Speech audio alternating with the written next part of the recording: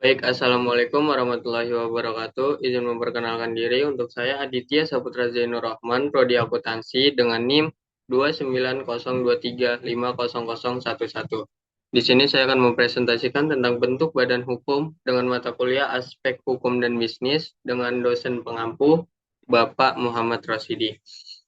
Baik, bentuk badan hukum, kooperasi kerjasama yang terjadi antara beberapa orang untuk mencapai tujuan yang sama, yang sulit dicapai secara perorangan. Tujuan yang sama itu ialah kepentingan ekonomi untuk meningkatkan kesejahteraan bersama.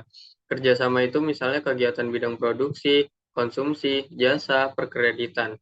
Ciri-ciri kooperasi dibedakan menjadi dua, yaitu segi ekonomi, alat untuk mencapai tujuan itu adalah badan usaha yang dimiliki, dikelola, dibiayai bersama. Segi hukum, badan hukum hal ini diatur dalam Undang-Undang Republik Indonesia Pasal 9.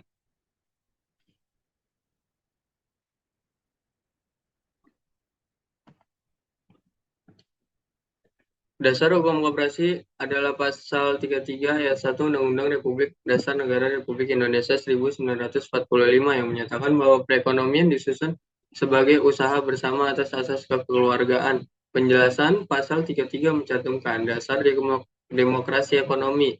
Produksi dikerjakan oleh dan untuk semua di bawah pimpinan atau dipemilikan anggota-anggota masyarakat. Penjabaran lebih lanjut diatur dalam Undang-Undang Republik Dasar Negara Republik Indonesia. Undang-Undang Republik Indonesia tentang Koperasi, landasan koperasi adalah Pancasila dan Undang-Undang Republik Dasar Negara 1945 berdasarkan atas asas kekeluargaan Pasal 2.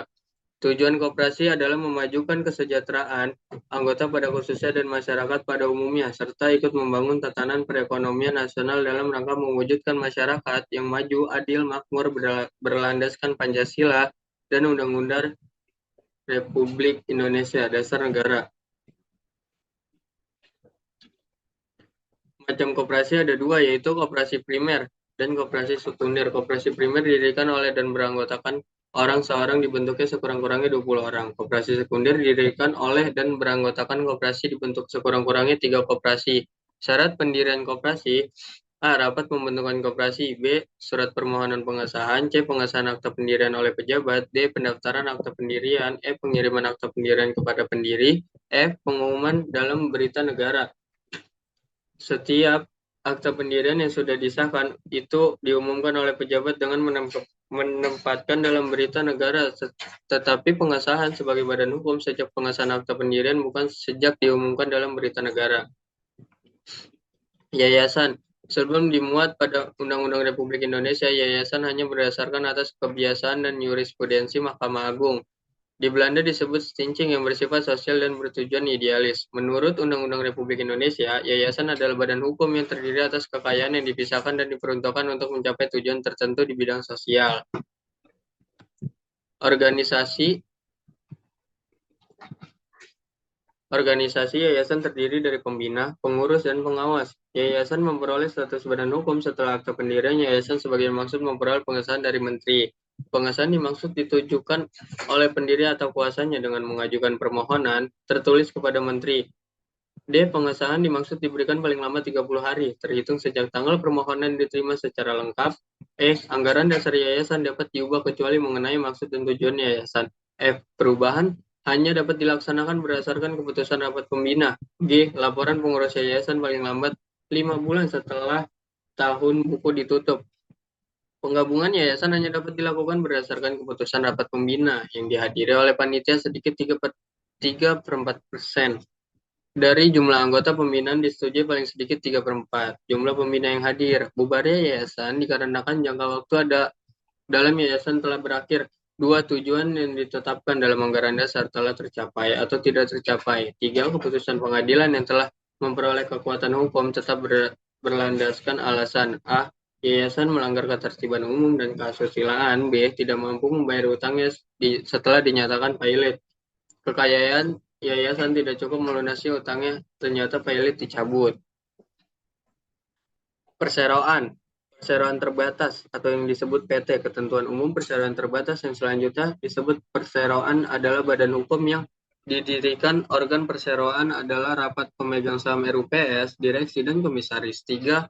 RUPS adalah organ rapat umum pemegang saham RUPS, direksi dan komisaris. 4. RUPS adalah organ perseroan yang bertanggung jawab atas pengurusan perseroan untuk kepentingan dan tujuan perseroan serta mewakili perseroan baik di dalam maupun di luar pengadilan sesuai dengan ketentuan anggaran dasar.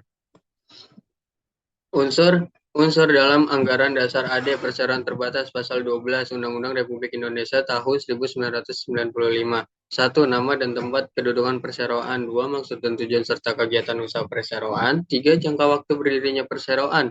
4. Besarnya modal. 5. Jumlah saham. 6. Susunan. 7. Penetapan. Wajib daftar PT dalam daftar perusahaan. 1. Akte pendirian beserta surat pengesahan Menteri Kehakiman. 2. Akte perubahan AD beserta surat persetujuan Menteri Kehakiman atau akte perubahan beserta laporan kepada Menteri Kehakiman. Selain didaftarkan, PT wajib mengumumkan dalam tambahan berita acara negara Republik Indonesia. Menurut Undang-Undang Republik Indonesia, perseroan terbatas UU PT, permohonan pengumuman dilakukan oleh direksi dalam waktu paling lambat 30 hari sejak hari pendaftaran. Saham.